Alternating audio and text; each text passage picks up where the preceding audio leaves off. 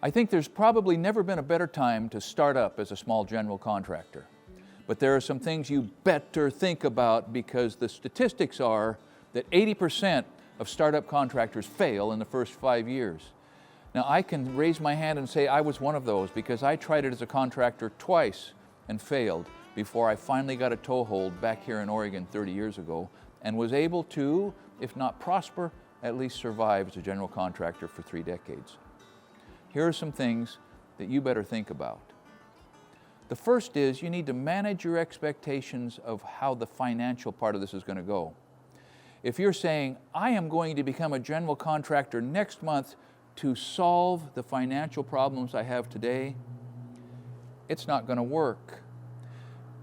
Becoming a general contractor never solves your immediate financial problems.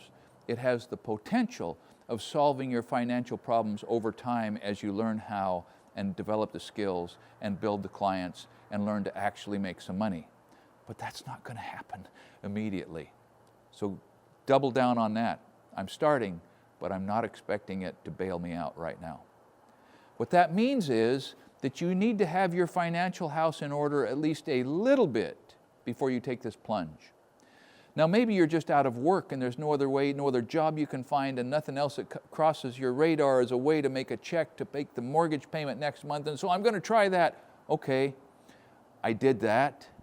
It usually doesn't have a happy outcome, but if you've got to, you've got to. But the better situation is at least pay down some debts. Hopefully get a nest egg, because one of the realities of life as a general contractor is the uneven cash flow. You're swimming in cash when the deposits are coming in and you're getting your retainers. You're short on cash when the job went on longer than you thought it should and everything is exhausted and the vendor still has to be paid. So some way to level out cash flow is going to be big. You do that on the front end with a small nest egg. You do that over time with a credit line. Now, introducing the concept of a credit line introduces a possibility of sinking your ship because you can't manage money and you don't know, you're not adult enough to deal with credit. You got to be honest. You got to talk to your wife. And if you are not adult enough to deal with credit, then you better not try it as a contractor yet. But a nest egg, even small, and a credit line, even small, can help you over the highs and lows and give you a chance to get a little bit of a rhythm going. The next thing is this. If you ask most contractors, especially the ones that are successful or still standing, what is the thing they wish they would have done sooner? They're all going to tell you, I wish I would have hired a bookkeeper and a good accountant sooner. So whatever your cash flow situation is, whatever your discretionary dollars are, you've got to find a way on the front end of this adventure to hire bookkeeping help. You don't have time to do all your own bookkeeping. Your wife doesn't have time or maybe capacity to do real high-level bookkeeping, which is what a successful business needs. So get it straight in your head right now. As soon as you can, hire a bookkeeper and a good accountant. So one of the things that you've got to determine right off the bat is, are you going to be a bottom feeder contractor, or are you going to feed in the middle or in the top?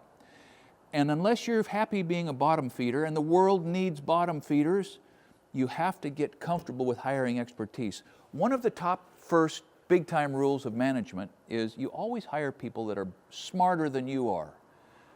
That goes for contractors too. You want to hire the best subcontractors that you can find. You got to hire the best accountant. Just because your Uncle Bob can wire a three-way switch does not mean that he should install a new panel in the big addition job that you got. He's not an electrician. He can just wire a three-way switch. You need people who are bulletproof in their expertise and their reliability. Do they cost more? Yes. Are they going to save you from catastrophic failure? Yes. So cross that bridge as soon as you can. So here's the second half of hiring quality subcontractors. You have to demonstrate to them that you're going to be a quality general contractor. And the first criteria that they have is, does this guy pay? Is he slow pay? Is he prompt pay? Is he fast pay? That's the thing that is going to get them coming back to you or saying, well, you know, I just don't have time. I'm 6 months out, versus, yeah, I can sit down with you tomorrow and I might be able to be there in 3 weeks, is going to hinge on whether or not you pay on time. You have to protect your creditworthiness. Whatever your credit score is right now when you start, and hopefully it's good, you got to make sure that inside your interaction with the people in the business, your creditworthiness is sterling. Now, if you hear me talking mostly about financial questions, it's because those are the big questions for a young contractor. The next thing I want to point out is keep your overhead low. It needs to be low when you start, and you need to keep it low for a long time. And we've done videos about when is it time to buy a new truck, and there's lots of good advice in the comment section there. But I can tell you it is not the time to buy a new truck if that means a giant payment and you're not going to be able to make payroll or pay your vendors or simply reduce the stress around the house when you're trying to figure out how to finish this job when all the money has been drawn and the work has to go on. Keep your overhead low. It is the best gift you can give yourself 6 months down the road is to keep your overhead low today. It's a temptation not to, but it's a temptation a grown-up can deal with. So a couple of things that come to mind that may or may not apply to you, but the new truck, I mean, that's easy to point out. If it is ego that's driving it, you know, your ego is not your amigo, including in your conversations with difficult clients and. Be self-aware enough to know when you're reacting or purchasing because of ego. Maybe you do not need a really nice office this year to rent. Maybe you don't have to have storefront. Maybe there are some things that you can just starve for a while so you don't find yourself starving later. So Chrome won't get you home. Now you have to be able to communicate in an unspoken way that you're solvent and that you're stable and that your gear works, yeah. But if you're only able to land work because you think you are somehow impressing people with how good looking you are, yeah, you're not going to last anyway. Now here's one thing that will really break a young business. And in Oregon, I mean, bless Oregon's regulatory heart, the Construction Contractors Board here will get me in trouble if I don't have a contract, a signed, sealed, delivered contract, a copy for them, a copy for me, like pretty much every job. And did I resent that?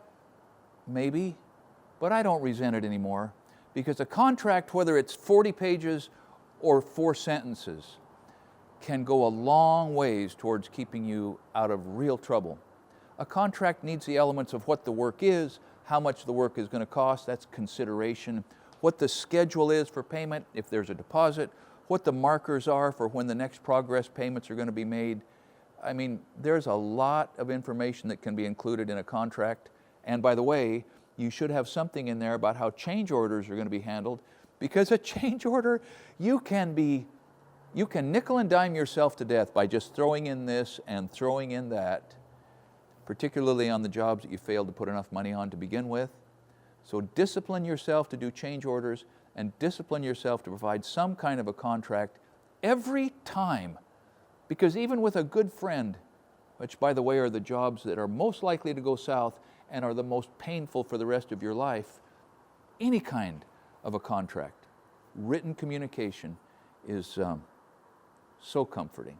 It is so comforting for both parties. So contracts, yes, big deal.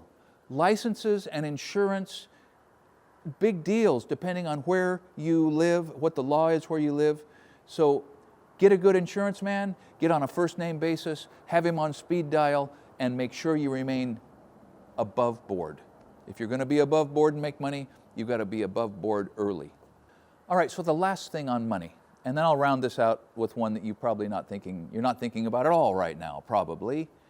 But you have to figure out some way to find out what the market price is for the work you're doing. That's closely related to the danger that comes from spreading yourself too thin and taking on too many crafts. Some degree of specialization is absolutely necessary if you're ever going to become profitable. The reason for that is it's hard enough to figure out what the market price is for 1 or 2 areas of expertise, much less 20 or 30. And if you can't find out what the market is, if you're leaving money on the table every time you bid a job, if you're not charging enough money, yeah, 5 years from now, you're going to be back at Home Depot doing something different. So learn what the market is for the services you provide, and then charge that price. If you're not missing 30 or 40% of your bids, you're too low. Now the last item is, it's a life skill that makes life better in every way. And the really successful contractors are really good at this, and it's communication. You have to be able to communicate when the communication is friendly and open. You have to learn to over-explain, not to the point where they just glaze over and tune you out, but to the point that when you say not, do you have any questions, but what questions do you have for me? They're going to have some, because you've given them a real good word picture of what your contract describes. You've got to be able to communicate with your subs and with your vendors and with the inspectors. Don't forget to remain in communication with your wife, because she's carrying an inordinately heavy load at home because you're carrying a terribly heavy load in the field. So communication, if you know in your heart of hearts right now that you're not a good communicator, you've got to find a way to get better. And if as I'm speaking about this, you think, yeah, I'm a pretty good communicator, and somebody else will say the same thing to you, then you've probably got a fighting chance. So one of the big applications of communication is communicating with your employees, and I'll lump subcontractors in with that. Now clearly sometimes the communication has to be hard. It has to be sharp, and by sharp I mean clear. But more often than that, it needs to be communication about what they're doing right. Catch them doing something right and communicate that. And if that's not easy for you, if you can put the heat on but you have a hard time giving approval, well, that's okay if you want to spend your life having to put more and more heat on and never having the wonderful sensation of being able to watch your business function largely because of trust, the speed of trust, the power of trust. It's all related to communication. Sometimes it's hard, sometimes it's easy. It's always important. Life as a general contractor, it's not easy, but no life is. I mean, pick your hard, right? And so if you're interested in the hard that comes along with being a general contractor, dive in. And then, just do the best work you can. Treat people the way you would like to be treated. Get up early, go to bed late, and when you get to the end of the run, you're going to look back and say, wow, I did some good projects and I made some good friends. Thanks for watching Essential Craftsman. Keep up the good work.